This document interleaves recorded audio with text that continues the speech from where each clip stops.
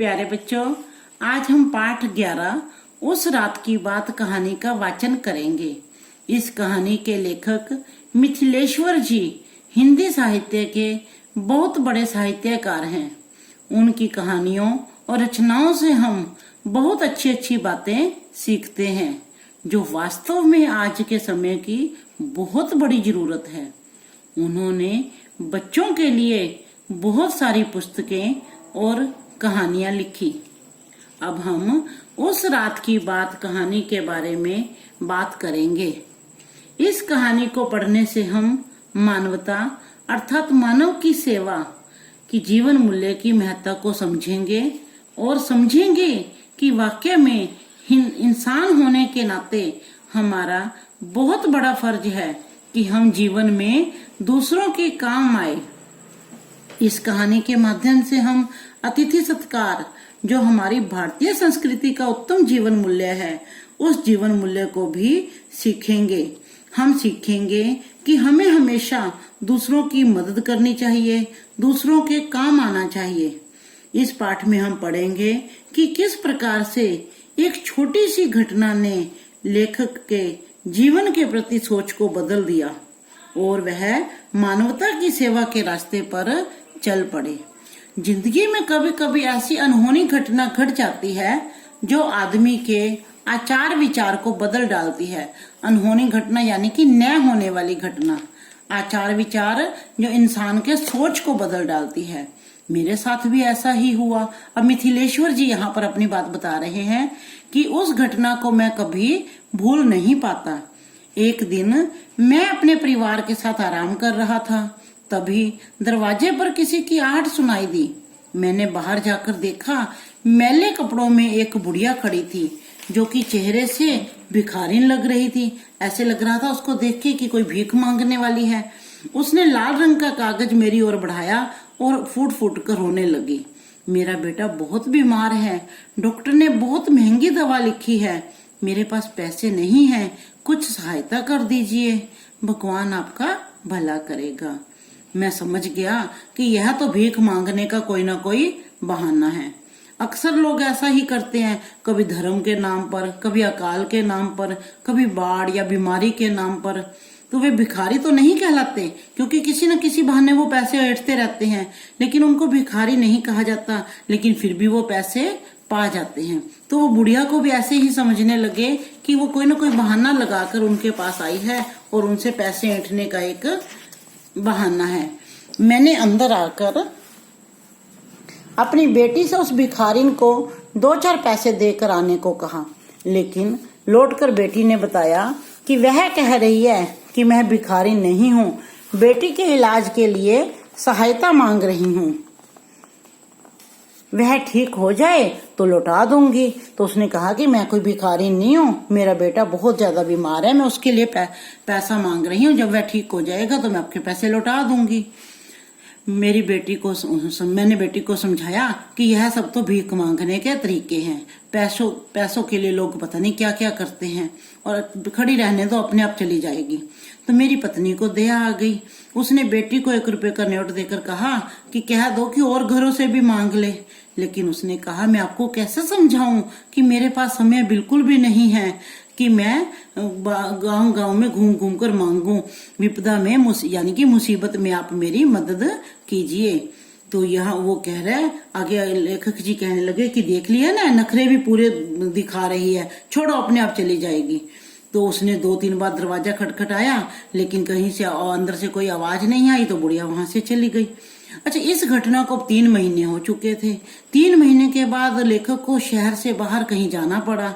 तो रास्ते में क्या हुआ, जब वह उस काम से लौट रहा था तो रास्ते में उसकी मोटरसाइकिल खराब हो गई और एक बियाबान स्थान होता है बिल्कुल सुनसान जगह, जंगल होते हैं जहाँ पर वन होते हैं, कोई भी नहीं रहता वहां पर।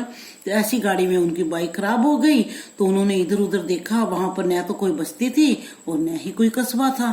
तो लेखक एकदम से डर गए वहां पर, और रात भी बहुत होती जा रही थी और इधर उधर से हुआ कि गिद्धड़ों की आवाजें आ रही थी। चोर लुटेरों के डर से लेखक घबरा गए। तो अचानक उनकी नजर दूर टीले पर पड़ी। टीला होता है ऊंची जगह। तो वहां पर उन्होंने देखा कि टीले पर एक थोड़ी सी रोशनी नजर आ रही थी। तो उन्होंने बस्ती में पहले घर का दरवाजा खटकाया तो वहां पर एक बुढ़िया, जैसे कि आप फोटो में देख भी रहे हैं कि एक बुढ़िया लॉलटेन लेकर बाहर आई। तो उन्होंने उसे अपनी परेशानी बताई। तो बुढ़िया ने कहा कि तुम अंदर आ जाओ, और मेरे अपने बेटे को बुलाया और कहा कि मेरा बेटा सुबह मिस्त्री को बुला लाएगा, रात तुम हमारे घर रह जाओ। तो वो बेचारा अब क्या करता, तो उन्होंने वो अंदर चला गया और उनकी बात मान गया। तो बुढ़िया ने उनको एक चारपाई पर बिठाया। तो क्योंकि वो गरीब थे, उनके घर कुछ भी नहीं था, तो एक चारपाई थी, उन्होंने उसको उस पर बिठाया और कहा कि हाथ मुंह धो लो और खाना खा लो। लेकिन लेखक ने कहा कि मुझे भूख नहीं है। तो इससे बुढ़िया कहने लगी, ऐसे कैसे हो सकता है कि हम खा लें और अतिथि भूखा सो जाए। अतिथि यानी कि जिसके आने की तिथि निश्चित न हो, मेहमान। तो बुढ़िया ने बाजरे की रोटी और बथुए का साग लेखक के सामने रख दिया और बुढ़िया के बेटे ने लेखक के हाथ धुलवाए। और खाना खाते हुए लालटेन की रोशनी में लेखक ने बुढ़िया को ध्यान से देखा और देखते ही सन रह गया। तो अरे ये तो वही बुढ़िया है जो एक दिन दरवाजे पर मेरे पास सहायता मांगने आई थी। अब बातचीत से पता चला कि ये वही लड़का है जो बीमार था और हॉस्पिटल में था। तो लेखक ने बड़ी मुश्किल से रोटी को निगला, एकदम से बहुत हैरान हो गया, अरे ये मुझसे क्या हो गया, ये तो वही बुढ़िया है। तो मन ही मन वो उससे अपने व्यवहार पर लज्जित होने लगा, शर्मिंदा होने लगा।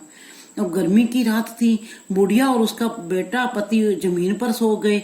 देखो उन्होंने यहाँ पर कितना अच्छा काम किया कि उन्होंने अतिथि को तो चारपाई पर सुलाया, लेकिन खुद वो जमीन पर बिस्तर बिछाकर सो गए। उनके इस अच्छे व्यवहार से लेखक कहता है कि मुझे बहुत शर्मिंदगी हुई, मुझे बहुत लज्जित होना पड़ा। सोचते सोचते न जाने कब मेरी आंख लग गई। आंख लग जाना यानी कि सो जाना भी, कब उसे नींद आ गई लेखक को पता ही नहीं चला। सुबह मेरे उठने से पहले ही उसका बेटा मिस्त्री को बुला लाया। मिस्त्री ने घर भर में मेरी मोटरसाइकिल ठीक कर दी। इस बीच बुढ़िया ने बार बार मना करने पर भी मेरे लिए चाय बना दी। और लेखक को यहाँ पर भी देखो, रात को भी सेवा की, चारपाई पर सुलाया और सुबह भी उनके लिए चाय बना दी। कितना अच्छा काम किया। अतिथि देवो भव जो हमारी भारतीय रीति रिवाज भी है कि भारतीयों में यह अतिथि का सबसे पहले सम्मान होता है। चलते समय मैंने बुढ़िया के हाथों में कुछ रुपए देने की कोशिश की, लेकिन उसने मना कर दिया। हमने पैसों के लिए आपकी मदद नहीं की, हम गरीब जरूर हैं पर हमारा दिल गरीब नहीं है। यह किसने कहा? बुढ़िया ने। तो लेखक कहता है कि मैं फिर वहां से चल पड़ा। बुढ़िया और उसके परिवार के प्रति मेरे मन में आदर का भाव था। मुझे अपने किए पर पछतावा हो रहा था कि मैंने एक दिन बुढ़िया के साथ कितना गलत व्यवहार किया था। बुढ़िया और उसके परिवार ने मुझे मानवता का पाठ पढ़ाया था। तभी मैंने सोच लिया था कि उसके पढ़ाए पाठ पर जीवन भर अमल करूंगा, यानी कि जो उसे वहां से शिक्षा मिली थी तो उसने सोच लिया था तो मैं यह पाठ हमेशा ध्यान में रखूंगा और इसका पालन करूंगा। तो बच्चों मैं यहाँ पर ये बताना चाहूंगी कि इस पाठ से हमें शिक्षा मिलती है कि हम जो मनुष्य हैं हमें हमेशा दूसरों की मदद करनी चाहिए। तो कहीं ना कहीं ये कहानी हमें बहुत बढ़िया जीवन मूल्य भी देती है कि हमें हमेशा दूसरों के काम आने की कोशिश करनी चाहिए। हमें जो जीवन मिला है ये तभी सार्थक है जब ये जीवन दूसरों के काम आए। अतिथि सत्कार की भावना देखो यहाँ पर कितनी थी।